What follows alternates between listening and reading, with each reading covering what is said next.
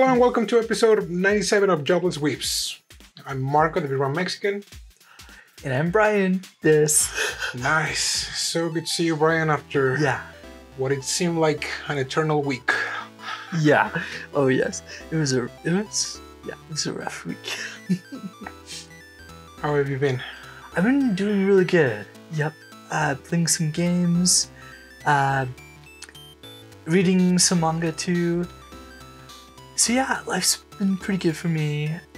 Oh, I gotta mention a manga that I found recently. It's kind of like well, I'll tell you the title. It's pretty interesting. Oh.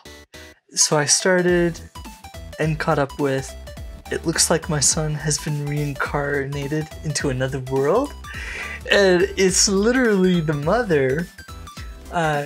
She meets up with an old classmate from high school, and she explains, hey, my son died, and I believe he was reincarnated. I need your help with either going to the world he's at, or like communicating with him and whatnot. And I was like, no freaking way, because she explains he died from a car accident, from truck strikes once again. Yeah, but this one is like no more overworking. no more isekais by overworking. Yeah, bringing back truck-kun. Yeah, and she's of course devastated, but she's at the point where she believes that she could reach him if she learns more about like reincarnation stories. So she talks with this guy about the isekai genre, reading all the books for that, and oh man, so she becomes a weeb. She kind of does, yeah, kind of, yeah, and she was a gal. Of course, but yeah, she's now like a mother figure, having lost her son. But oh man, it's like, so it's like, you know, we're always like, well, mainstream, I guess, is always like, yeah, isekai, like more of it, kind of a thing. They're kind of cool, you know. Well, you know, at the same time, it's always the same plot. The guy, True. girl, or whomever is the MC is like, it's either overworked or he or she dies in a different manner. And that's also it, because it's like, okay, the story in real world ends.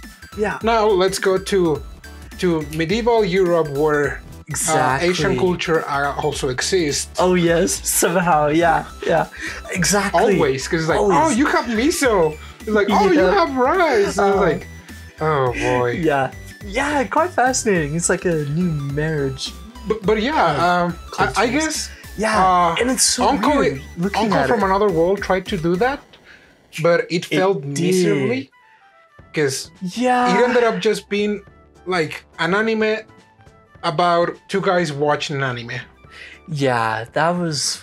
Yeah, it had a cool idea, but yeah, it spiraled. Yeah, I thought it was gonna be definitely the idea of like, okay, let's see what's gonna happen after he returns from being isekai. Yeah, and we did see a little bit of that, but it was like, oh, yeah, let's watch my memories and all the stuff that I did as an isekai hero, and it's like, oh, for the most part, we're just watching these guys watching an anime. Yeah, and he's an idiot. Yeah, and it's like, okay, at least from my point of view, go so far. Yeah, I just felt that Uncle from Another World could have done better. But I mean, now that you mentioned this, it's like, okay, it's not actually. It's not isekai. Yeah, it's like a genre. It's I don't even know what it can be called. Maybe like mystery. Not even mystery, but yeah, it's so fascinating. Really like it. I really like it, since it's such a vastly different take. Maybe of like drama? The opposite. Yes. Yeah, drama. Drama, psychological, maybe. I'll try to check it out for the weekend. Yeah, I liked it. I recommend it. Yeah, it's really good. But yeah, I had a really good week. Speaking of isekai. Oh, yes. I'm going to borrow your idea because, I know that you're normally the one to talk about movies. Oh, yes. Yes. Yes. I have this one movie that it's actually one of my favorites. And you could say that it's kind of like an isekai. Yeah. I would say the core idea, absolutely. Yeah.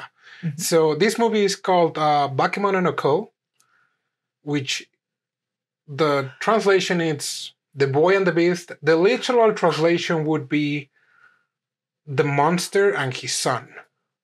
Oh, okay. Yeah, Bakemono is like monster. That's right. No, it's ant, and Ko is like child, son.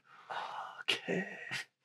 Too much anime. Why haven't I really learned Japanese like a normal person? But okay, so this is a great story. It's another one of those coming of age, kind of like father and son type of story.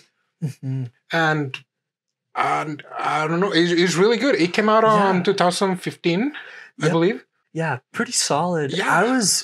I was very impressed the first time I watched it. It's been years. But yeah, very impressive story. I love the character design. Yeah. It's really smooth. The colors that they used. I can't remember that anime that makes me remember. Oh yeah. But ooh, yeah. Let's see here. But yeah, the colors, yeah, they really popped. Almost like iridescent colors. Yeah. Yeah, not as iridescent as like Bubble, but very, very colorful. Yeah, let's just start. Mm-hmm. So we have a kid. It's 9-year-old kid. Yeah, 9-year-old. 9-year-old, right? Because Q is 9. Yeah. And his name is Ren, and well, the movie actually starts not with him. The movie starts talking about like a different world, the world of beasts. Yeah. And then he jumps out to where this kid is, and he has family around. It seems that his mother just died, and these relatives are gonna take him in, but he's like, no, I want to go with my dad. Right. And they're like, and the issue is the dad and the mom have been divorced for quite a while. So he's not really in the picture anymore. Yeah, it seems that he also didn't have, a really good relationship with his relatives. Yep. Yeah. Or maybe he was just a brat. But for the looks of it, I think that they didn't quite have a good relationship. Yeah, I agree with that. I think there may have been something to do about like the divorce itself, or something to do with like them being a branch family. But yeah, it seemed like they weren't on very good terms at first. But yeah, he basically says, I hate you all. I hate my dad. Like, I would never like live with you guys no matter what. Yeah. Because he wanted to see his dad, but at the same time he was also feeling kind of betrayed because his dad never came to pick him up. So like he runs away from home, and he is just walking around the streets of Shibuya. Mm-hmm. And it's nighttime, and he's feeling despair, and then we have two individuals that they're like, what are you doing here, kid? It's like, want to come along? Because I need to take a pupil, so come with me. And the other individual that is next to him is like, what the heck are you doing? It's like, don't do that. Let's go. Just leave the kid. And these parties happens really fast. So long story short, the kid's started being chased by policemen because it's like, hey, did you run away from home, kid? come to the station and we'll have a talk. So he's like, no. Runs away. Goes to like an alley. Enters an alley, and somehow he is transported to... It's hard to describe because it was pretty modern, yet it was not as modern. You know? It was not exactly your feudal era, but it was not like... True. Oh, it's technology. There's a lot of technology. True. But they did have some, I would say, early contemporary buildings or social structure. Yeah. Yes. What this kid finds is just a place that it's full of animals. Basically, yeah, like Beastmen. Yeah. Oh, tons and tons. So yeah, it was very interesting how he went through this alley like to get to this world, because this world, I'm not sure if they really explained it either, but it's definitely not really Earth, but then again at the same time it's still very similar, very familiar. Yeah, it's connected, and at the same time, I thought that it had some kind of like, you know, sort of spiritual connection. Because at the beginning of the movie, they did mention that the Lord could become a god. That's right, through reincarnation. And so it's this world where these beasts are somehow spiritually connected with the world. Yeah. Kind of. Yeah. And they have potential to become higher beings. Mm-hmm. They do also mention that humans have some sort of... Oh, yes. Darkness. Or darkness inside of them. Within them. And that's why they explain that humans could not live there, because I just the way that I got it was like, okay, probably this is just a place that is, you know, kind of sacred, and humans are not really pure people. That's like, okay, they have darkness in their hearts and they can do despicable things. Yeah, that's also kind of like the impression that I got too. So like it's in all of them. It's like yeah. So it's like and also I think they mentioned it's like, oh, it's whenever they go berserk, or like when you don't know when they'll be uncontrollable type of thing. Yeah. So this supernatural part, it seems that it's attuned somehow with, you know, some sort of spirituality. Mm-hmm. And it seems that humans are not well acquainted with, you know, kind of like inner peace or yes, that sort of thing. Yeah. Yep. I mean, and that is weird, and we'll elaborate a little more. Yes. Because it's definitely a very important, almost like the climax, actually.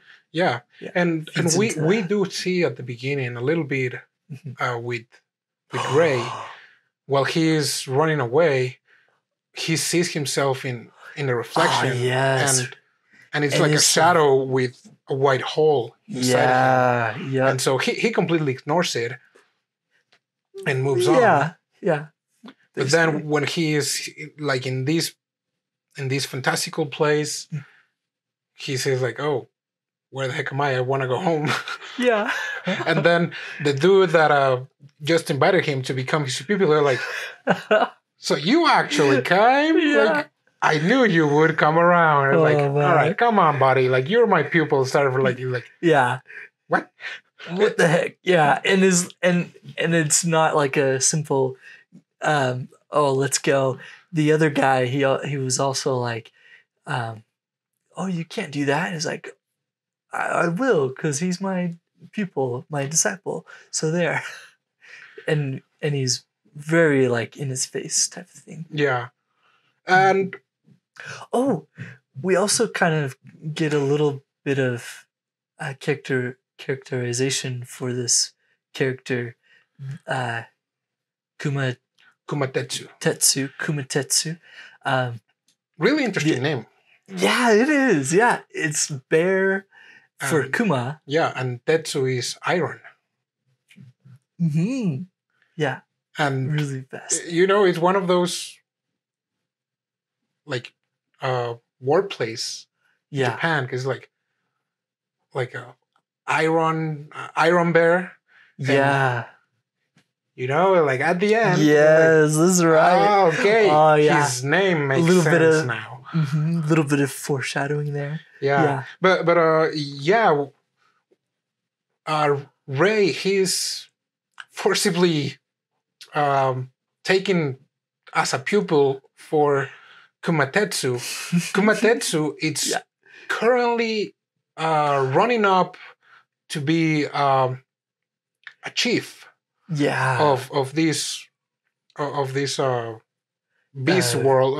It was kind of like a city or a village. No, more like a city. It was a city. Yeah, I'd say it was a city. He's one of the runners to be a chief, because the current chief, he's getting ready to reincarnate as a god. Yep. And while he's still deciding what type of god he would like to be, he had 2 disciples or like 2 followers. One of them Kumatetsu, and the other one, I forgot his name. I'm actually proud that I remember Kumatetsu again. Oh yeah. So Iozan is some sort of like boar. Yeah, it's like a boar with a mane. Yeah. And Iozan, he is a very disciplined man. Oh, very. And it's looked up to by many. He has many followers. Many he has a family, 2 sons. Very, very respectable. He is the pinnacle of he is the next chief. Yeah. He's like, basically, why are you even trying Kumatetsu? Yeah, because they're total opposites. Kumatetsu, he's very loudmouth, he's selfish, at least how he's talked about by others. But yeah, he's very loud and he's kind of stubborn. Yeah, he's reckless. Yeah. And last but least, he doesn't have followers. That's right. I think the only thing they mentioned that he might have an advantage on Iozan, right? Yeah.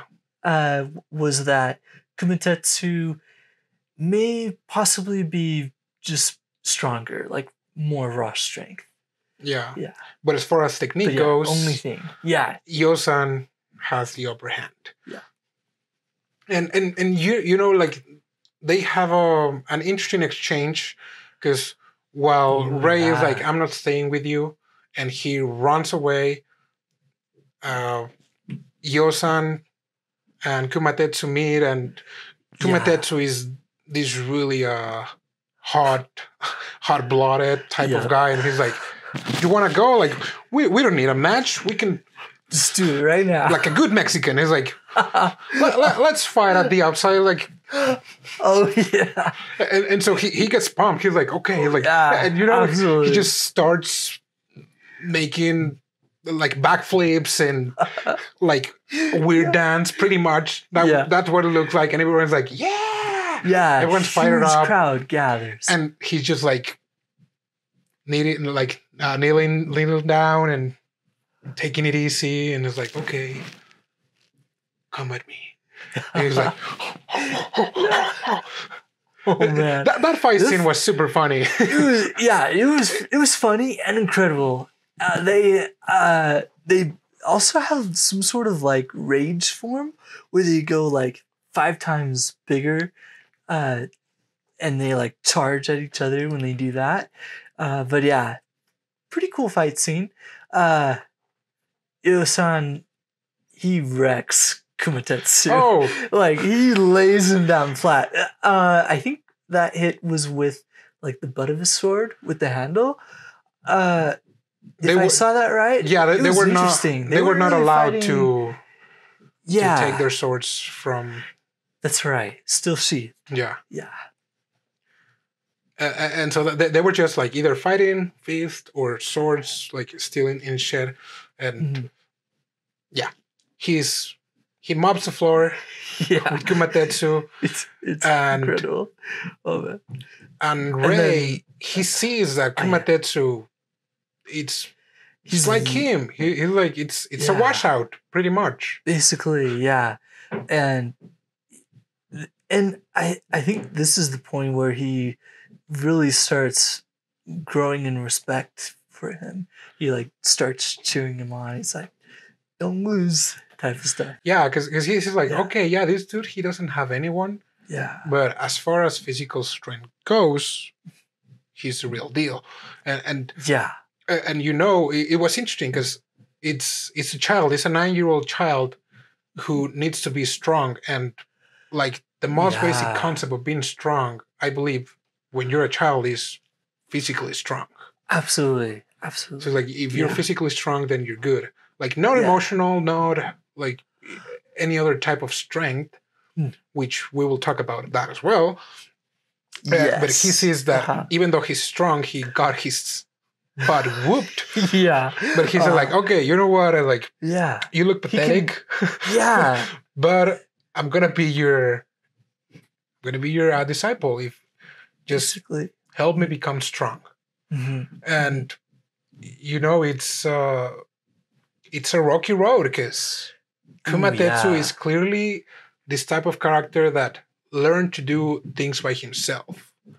Therefore, he sucks at teaching. Horrible. Like, there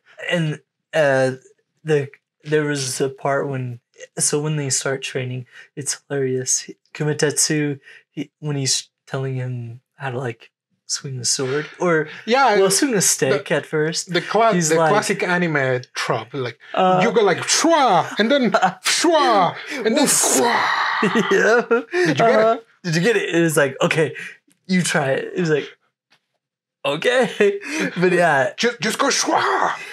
I don't know why shwa. What does that mean? He's like, shwa, and he's like, oh no, not that. You go like. Or stuff like that. And other things. Oh, it's so funny. And they're always fighting. They're always discussing. And do you remember the name of the chief, the bunny? Soshi. He sees Kumatetsu that he's struggling, and I really like that character, Soshi. I thought he's great. Yeah. I thought that he thought of himself as Kumatetsu's dad. Yeah, he does take care of him. Especially because, he knew that Kumatetsu, he knew the place where he was at. So he was like, I gotta look out for you.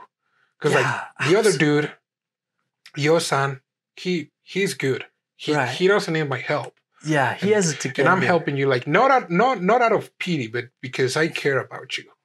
Yeah, and it's great. It's perfect. Like not out of pity or anything like that. And I like the ways that he shows that vote of confidence type stuff. When they were having their little skirmish, the two of them fighting, the Grandmaster Soshu, he basically like came in out of nowhere and he like kept going, like he kept going around. Oh, I don't even know how he did it, but he's like he has some sort of like teleportation power. That reminded me of the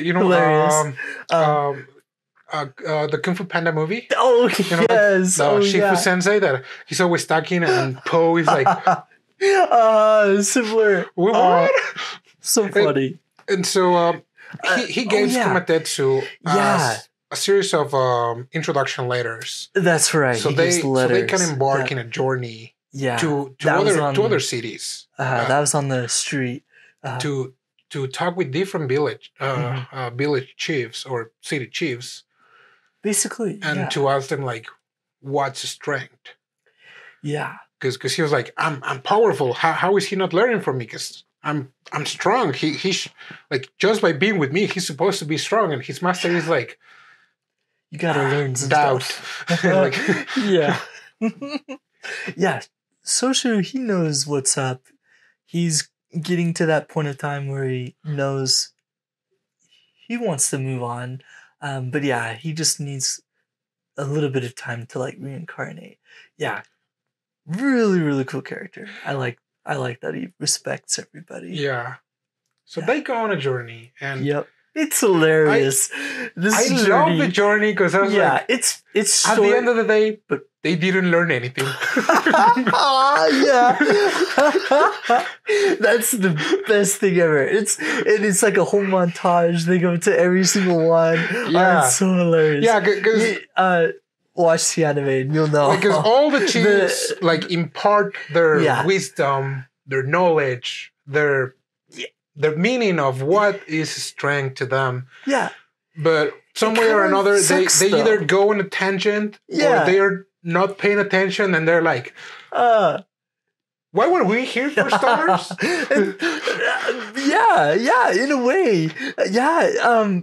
They suck at like, well, they're definitely strong in their own way.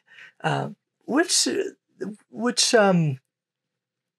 is pretty fair for them that they are very different, but yeah, they all have their own idea of what it means, like be strong. So Kumatetsu doesn't get it, of course. Yeah, so he's like back at square one. They come back and they're like, okay, let's resume training.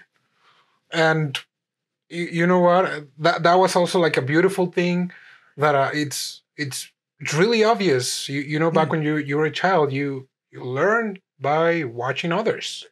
Yeah. Like a lot of your behavior, the persona that you develop as a kid is like, a lot of times it's because of those grown-ups around you. That's right. And so he starts watching Kumatetsu when Kumatetsu is training. Mm-hmm. And when Kumatetsu moves, he moves. That's right. You know even to the point where they're cleaning and he does similar stuff.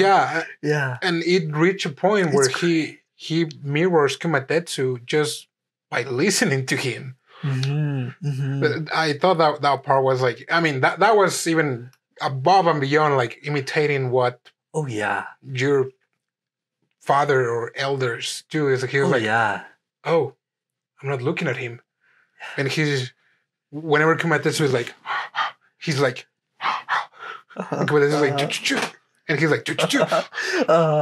And so like it comes a point where he confronts Kumatetsu, telling him like, hey, I need you to teach me how to wield the sword. Yeah. And you know, like the rest is history. Kind of like. Oh yes, yeah. Another thing is that, and at this point, the boy, Kumatetsu, he calls the boy Kyuta, since he was 9.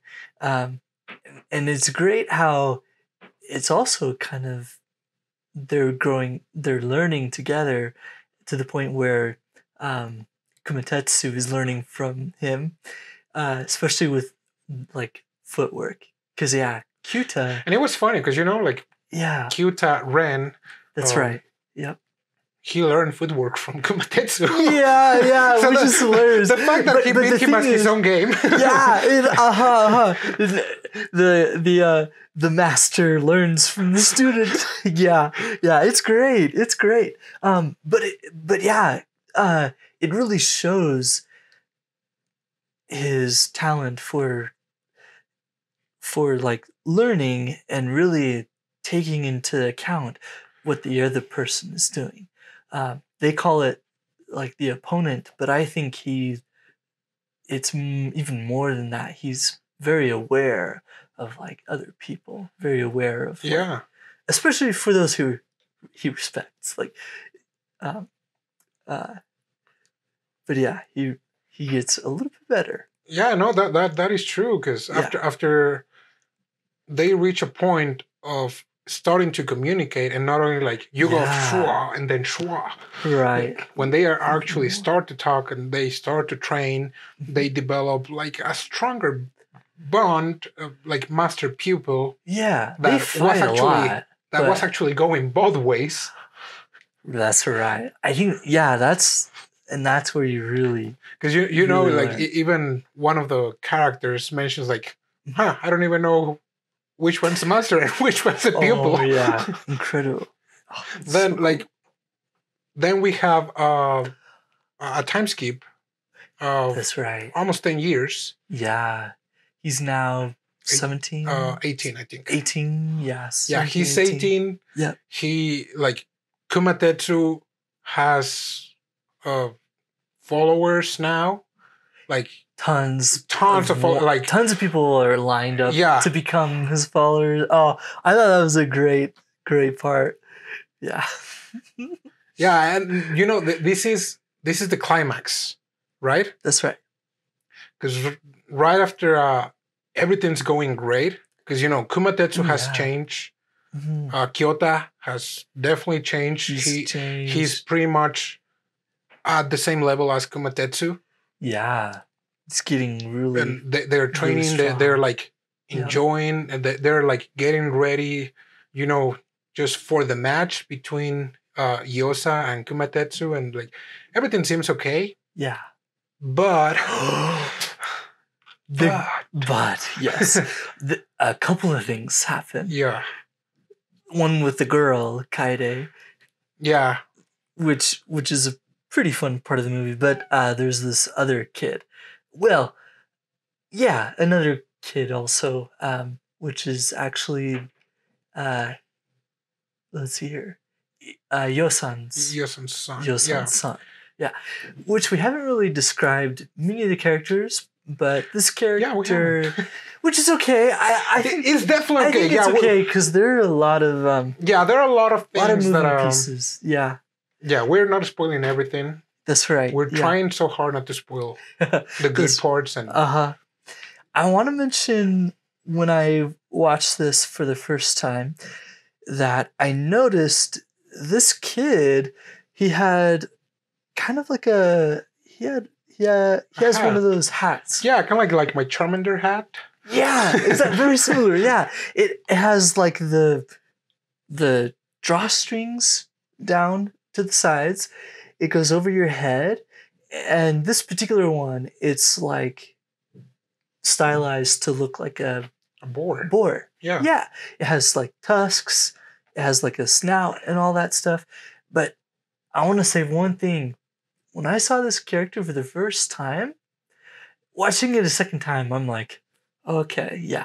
But seeing it for the first time, I definitely noticed how plain his face was. Yeah, it's like, you know, like everyone's a beast man, right? Yeah. In this world, of course, except for Kyuta or Ren, and depending on like the species, the beastmen can look kind of different here and there, but everybody looks like they have features of an animal. But this kid has a very plain face if you kind of like forget about his hat. Even a little bit pallid.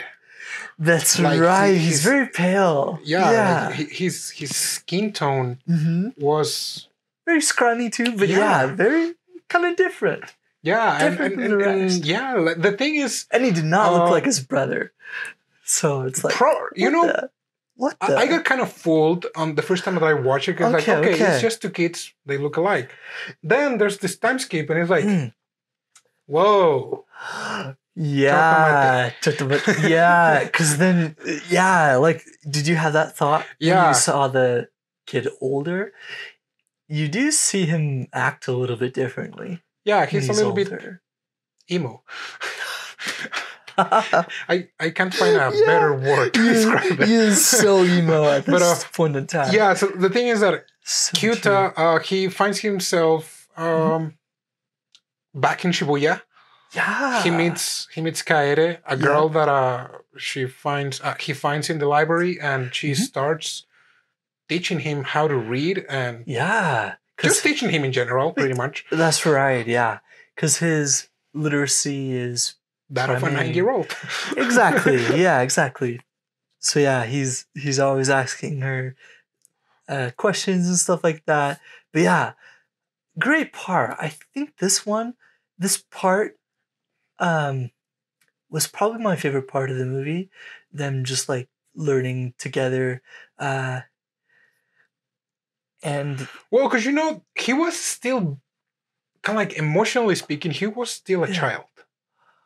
You could say that. So he was still, having this hunger for learning. Yeah. Like, oh, it's interesting. I want to know more. Yeah. Like, I don't know this word. Huh. You did like? Can you tell me, like, why don't I teach you? It was like, even better. Mm-hmm. He's like, I have a master and he sucks. Oh, true. Yeah. I would say he respects her in a different way. But yeah, she's really good teacher. And he starts distancing himself from Kumatetsu. He also somehow finds his dad, because he's like, hey, I would like to go to school, and they're like, okay, for school you need some paperwork. Residency. And it's like you need pretty much a signature from your parent, and here's the address of your dad. And he's like, who would have thought it was this easy? Yeah, seriously. And he is with a different goal in mind this time. Because for starters, his initial goal was to become stronger, and now he is, physically at least. Yeah. So it's like now he needed a new goal. While Kumatetsu was still focused on his goal of win the match to become the chief. Yeah. So like their paths start to diverge at a critical moment, if I say so myself. Yes. Yeah, very critical. Because he starts again discussing with Kumatetsu, saying like, hey, I have some stuff that I want to do now. So it's like, I'm not going to be here, and peace out. Yeah. And Kumatetsu is like, well, peace out to you too. Yeah, they've always had, they have great respect for each other, but they've always had a rough relationship. I think the meeting with the dad was, the dad was a little bit different than probably what Ren was expecting.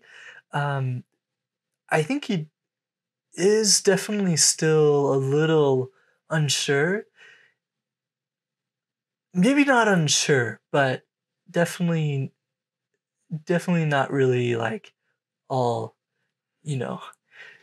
let's do this. Like, I'm so happy to reunite or whatever. Yeah, because at the same time, he's like, dude, you didn't come pick me up. Yeah, for that. And whether if that was because of the dad or because of the relatives that were, in the way, it's like... It was pretty emotionally scarring. Probably. Yeah, so he's like, do you think that you can just come back to my life? Yeah. And he's like, it's okay. He's pretty upset. It's like, I can accommodate to your schedule. It's like, that's true. Don't say that you... Like, like, that's true. The dad... Dude. Yeah, the dad did say that. The dad is like... It was pretty interesting because, like... Ren, he is pretty mad at him. He basically yells at the dad. But I definitely respected the dad. Hats off to him. Like, hey, take it at your pace. But he wasn't having any of it. He's like, you know nothing about me after all this time. But he runs off in a huff. I think that was pretty telling to like where he's at emotionally. We kind of know that he still hasn't really matured all the way. Yeah. So he has so he's grown with his first goal, but now that he's trying to do something to kind of like fit in again. I mean, he's also torn because he's like, how do I return to what should have been my life? The human world. And also, how do I tell my master / the guy that raised me for the last 9-10 years that I want to do something that it's something that he doesn't want. Because that comes also at the same time of like, oh, I want to do something that my parents are okay with. But at the same time, it's like, screw that. Do what you want. Yeah. Because if your parents love you, they will support whatever you want, even if it's not something that they like. That's right. Yeah. Very critical moment.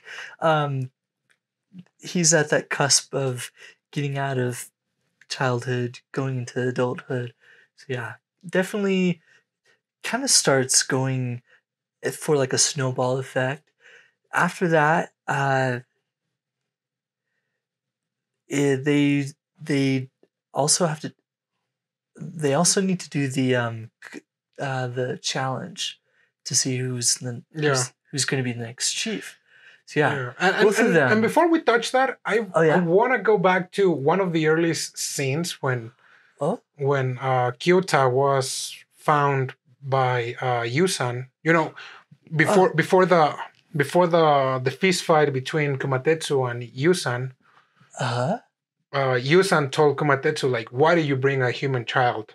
Because they have darkness. Like, you are an irresponsible little piece of crap. He almost told him. Yes. And then now on this we find out. He's like, oh my gosh. Who was an like irresponsible little piece of crap again? Now he's a hypocrite. Yeah. Because I was like, what a hypocrite. Look, the audacity of this boy. Pig. Yeah. Because, we get the flashback that's pretty telling of what really happened. Very long time ago. Even before the movie, where the movie starts, kind of thing. Yeah. Well, you know what? So, spoiler alert. Oh, yes, We'll give this one away. And we introduced it a little bit already, but turns out that one of the sons of Iozan, the guy that it's wearing the hat, the emo boy, he's a human. But there's something funny because you know, he has an identity crisis, pretty much. Yeah. And he is like, oh, you are my son. You are the son of Iozan. Yeah. You all are these years. You are a boy. Yeah. Pretty much. But why do I look so different you from are you? A beastman. It's like dad is like I'm not like, you know, like putting up muscle. I'm not. Yeah, I don't have the tusk. Why is my nose so short? Yeah, why do I have like not a nose of a boy? And it's like, oh no, don't worry, son. It's like that was a mistake. Yeah, that yes. He's like, I'm not exactly blaming him for being a hypocrite for what he told to Kumatetsu. Okay. I'm blaming him for the way he handled. But yeah, I mean, I can like blame him for the way he handled the situation, because he was always like, you were this. Okay. Yes. To be fair, he could have as well just tell him like, hey, you're adopted. At the very least, yeah. Because and like it's gonna be it's gonna be hard. I think so. I mean, never encountered a situation like that, but like I think it's maybe if you were told, then it's like I mean, it is always best knowing. Maybe when is kind of a delicate thing. I've heard some families where it's like, you know, they're teenagers when they find out or whatnot, or maybe they already know, but yeah, definitely unfair. Definitely not the thing that a father should have done. I think that was pretty interesting because it's and especially if your physical features are definitely not the same. Yeah, that's the horrible thing. Because now he's like, he has to wrestle. I'm gonna sound kind of racist, and that's not my point. But let's imagine that my parents are American. They're white, and they're and then they tell me like, you're a white guy, like you're blonde. You are blonde with green eyes, and you are white, and I'm like, I guess I'm white, sure. All right. And then like, no, you are Mexican. Yeah. Yeah. Pretty shocking. So I mean, yes, yeah. Very, very shocking. You're telling me I don't have green eyes? Yeah, like, seriously. The physical features, for one thing. It's like when he asked him from the very beginning, like, why don't I have tusks or whatever? Yeah. You're not a Beast fan. Yeah. Yeah. It was so easy. But yeah, I think that was a really interesting part. He definitely failed as a father at that aspect. Definitely heart-wrenching. But yeah, it goes into this boy's and at the same time, I don't think that he was even present as a father. Oh, not like Kumatetsu with Kyuta. Okay, you know they were training and stuff, but right. But like, you know, a lot of times when Kyuta was meeting them, they were like, "Oh yeah, father is busy with their disciples and stuff." They did say that a lot. He wasn't even present with his family. So. Okay, good point. Also, I kind of missed that, or kind of. Okay, that's pretty important then. Yeah, I mean, this was the third time that I watched it, so I was like, okay, yeah. Well, there you go. but yeah. Okay. Turns out that there comes this fight between Kumatetsu and Iozan, and the fight's going pretty well. And Iozan seems that he has the upper hand, but Kyuta comes back to cheer off Kumatetsu. Yep. And they start fighting together because Kyuta tells him like, "Hey, dude, like, eyes on the target and move and hit again, move, like evade." And he ends up winning. Yeah. It was like he starts mopping the floor with Iozan. Yep. And he wins. And you're like, yeah. And everyone's happy. Right. Except for one psychopath. Yeah. And it's kind of scary initially with this kid. He goes berserk, basically. And did you ever figure out like the telekinesis? There must be something about humans going to this spiritual realm where they can use telekinesis. I think so. The way I understood is that actually the beasts, all the beasts, they had a power. Okay. They had a special power, and it was different for all of them. Okay. And as far as human went, they also had a different power, but that power was entitled to their darkness. Okay. You know, so and that darkness was just them not feeling complete. Yeah. Because, you know, with Yuta, when it happened to him, or when it was starting to happen to him before this, he was all alone. Because he was all alone. And not only that, because he despised everyone. Yeah. So he was definitely not complete. He was missing something. So he had literally a hole in his chest. Yeah. And now we have this emo boy that is like, his dad has been telling him, like, you are my son, and right. And he has seen his dad as, you know, this powerful man that stands above others. Yep. And he's not like that. Yeah, and it's kind of like a true leader. So identity crisis for one. And so for his already identity crisis, like, then he sees how his dad loses. He just loses his crap. Yeah, goes ballistic. And when Kumatetsu is celebrating, he just goes. This is the lowest of the low. He just goes Sasuke with Kumatetsu and like. Yeah, the freaking telekinesis sword straight through the back. Oh, yeah, and Kumatetsu is like, what's happening? And yeah, just falls down unconscious. Yeah, and oh boy. Call me chaotic, but I love this part because Kyuta was about to lose his crap as well. He was yes. Oh, you didn't. Yeah. He's like, he totally. And then, like, he pushes a little, like, he's now in the floor, and he's like, oh, you son of a like. Yeah. Like, let me go. Like, I'm gonna kill this guy. Because he goes like also like all black and like. He does, yeah. And he was about to just like finish him off. The little cotton candy monster that we haven't mentioned he has been having for the longest time. It's like a little mouse type of creature. Yeah. But yeah, it like goes over on his head. And he remembers Kaede. He remembers with his little string. His mom. He remembers Kumatetsu, everyone else, and he's like, I better. Sorry. Like he calms down. Like lost it a little bit. I'm sorry.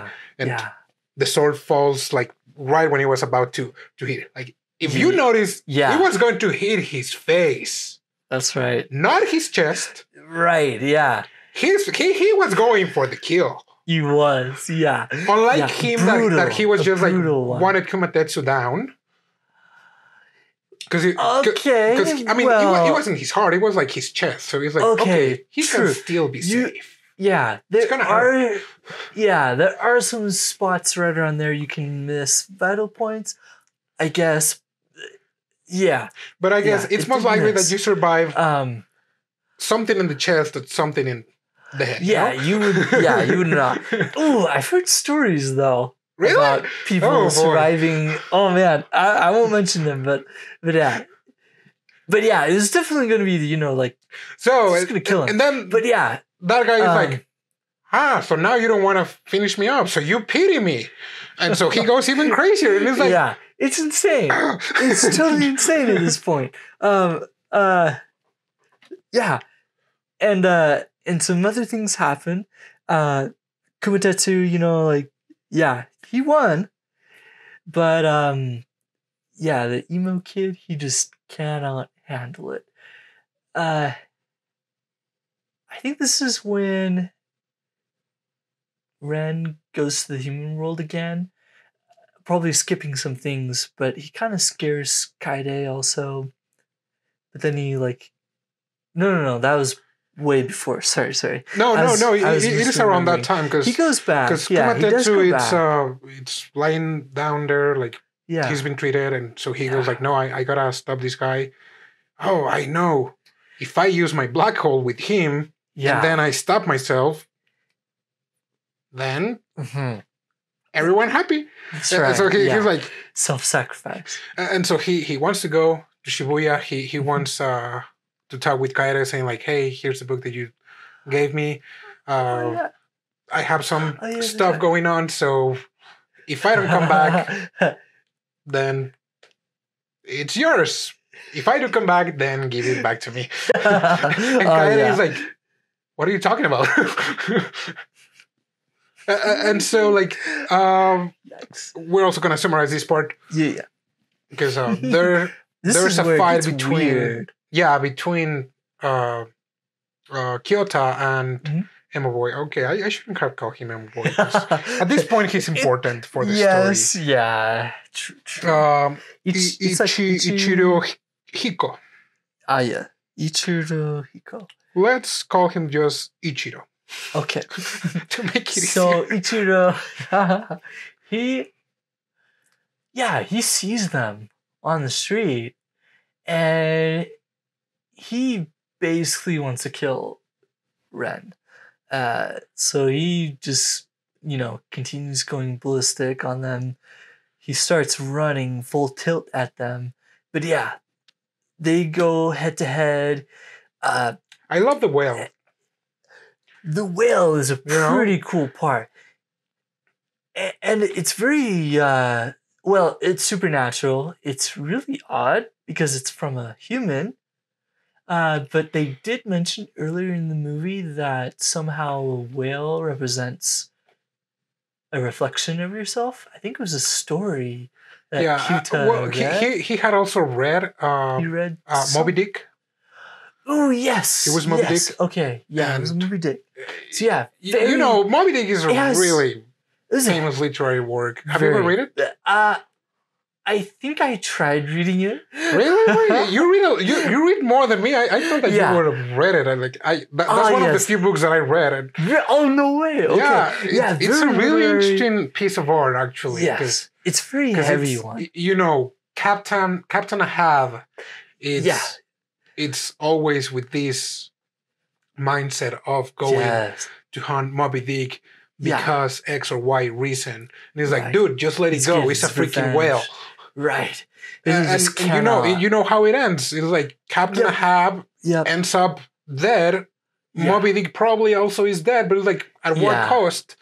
That's right. Everything. And the thing is, he has to go up against the whale because that's like it's pulling him in, basically. And so it's that theme, that idea of it's sucking you in because you literally cannot live for anything else. But it is like your death. It seals your fate, basically. During this final encounter, he gets given a special sword. Yeah. Yep. That part was funny as heck before everything happened. Because you know what? Kumatetsu woke up and he's like, oh, yes. I know Yuta. He's going to do something stupid, which is going to get him killed. So I'm going to help him. And he's like, what are you going to do? I want to become a god. It's like, what? Yeah. He's like, only chiefs can do that. But I am the chief. And I don't remember if they mentioned that or not, but I think they mentioned like, oh, if he were to be a god, he would be like, oh, they did mention it. Like he would be the god equipment or something. Yeah. Right? So they say so it translates as like the god of tools. Yeah. And that was hilarious. And when someone mentions like, oh yeah, a broom. But I took a screenshot of the actual title or like name of it. It's a Tsukumogami. Okay. Yeah. So literally god of tool.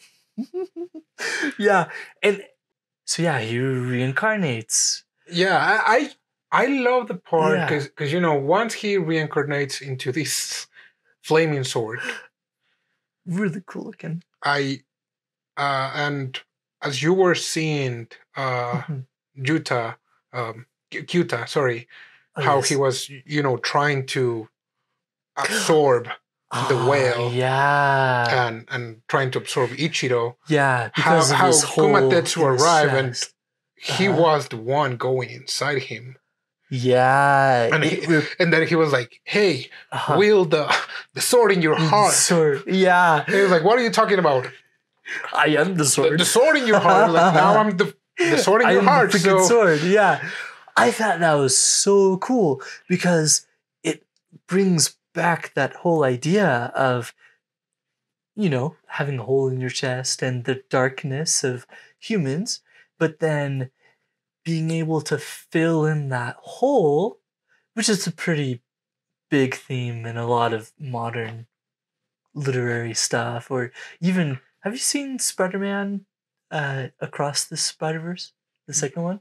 They have a similar theme, but like people having holes or voids in themselves, really big theme in a lot of stories. But I thought it was really cool how Kumatetsu was the one that filling that hole. The hole. Oh, I was like, yes. Yeah, pretty sad for him, but it was like that's what he wanted. Yeah, yes. And I mean, from there, like he found a way to. At the same time, what he did, he just slashed the hole in Ichiro, right? Yeah. Because it was like, okay, like go for the kill, because like you need to put him down. It was like, no, there's some better answers. Like, gonna cut his darkness, kind of. Yeah. I would like to say that that's what he did. Like he cut off his darkness. It did look like that. Because from there, the dude woke up at home and he's like, I don't remember what happened after this. Yeah, the whole series of events of that time. Yeah, totally forgot. Yeah, I thought that was really good. I like that he went back to his family.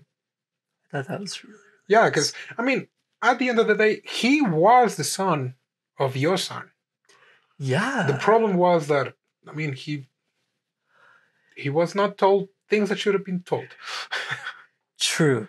Because it's like, just like Yondu said in Guardians of the Galaxy, like, he might be your dad, but I'm your dad.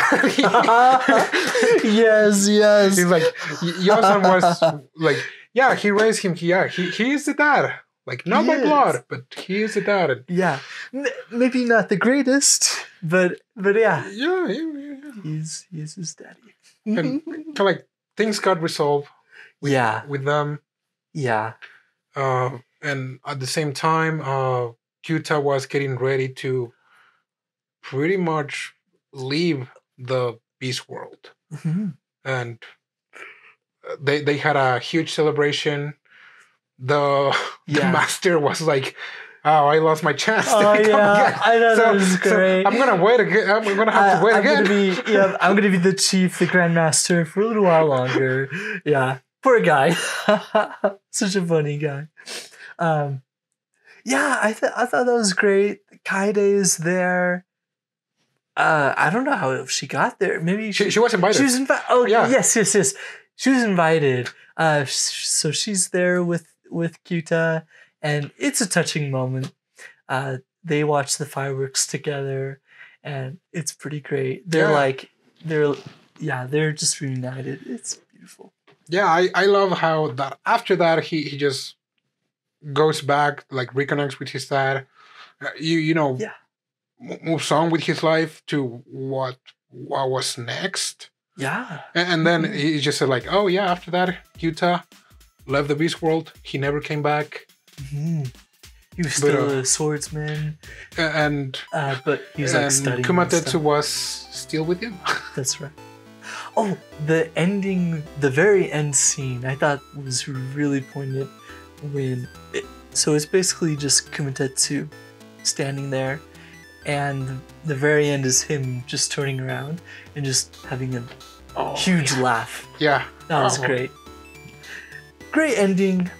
By the way, this was Studio Chizu, the same one from The Girl Who Leapt Through Time. Oh, yeah. Yeah. You mentioned you were trying to remember what it looked like. Yes, that was the one, yes. Yeah, so Studio Chizu, they're pretty great. I've liked their stuff for a while now. Let's see here. They also did Belle. So yeah, some really epic stories. Yeah. Belle also had a whale. I mean, a lot of Japanese animes, movies, stories have a whale. Yeah. Oh, I thought that was so fascinating. Jose the Tiger and... Ooh, yeah. Jose the Tiger and the Fish. And the fish. Yeah. A whale was also there. Yeah. Riding the wave. Yeah. Also... I mean, it was technically a kind of whale. You're right. It was technically a whale, wasn't it? So funny. Oh my gosh. Oh boy. Yeah. But yeah, it was a great movie. Once again, we skip enough parts for you to watch it. That's right. And have a good time. Yeah, this is just to hype you and... Yes. Yeah. We're trying to get better at telling stories about the anime without... giving everything, giving everything away. Scene by scene play. Yeah. Going a bit philosophical from time to time, but it's like, you know what? Yeah. But great movie. Yeah, really liked it. I think it's like an 8.5 in my anime list. I would definitely give it like a 9.5. Oh, there you go. Like, I definitely give it a strong 8.5 myself. Yeah. Yeah, I really love those movies. You know the ones that kind of like drive the main character to change. Yeah. To grow. Yeah. So yeah, like those self-growth type of movies. Like I really dig those kind of stories. That's right. Really pulls you in. Yeah. It's like I love the fights and I love the comedies and the fan service. Oh yes. But like a good story like this, like like it didn't have anything else of the other regular animes, and it was good. It was good because it didn't feel out of place. I would have think that it would have felt out of place if they would have tried to inject some fan service or some forced comedy into it. Yeah. So I'm glad it didn't. Sounds reasonable. Yeah. Boy, but thanks for watching. Yep. Keep watching anime. Go watch the movie if you haven't watched it. Yeah, I think it's really good movie. You can watch it in YouTube, I think. Oh really? Okay. Yeah, YouTube with ads, I think. Also on Crunchyroll. Is it also on Crunchyroll? Yep. So yeah. Yep. Go watch it. Enjoy it. Let us know what you think. Yep. And we'll see you next week. Bye bye. Matane.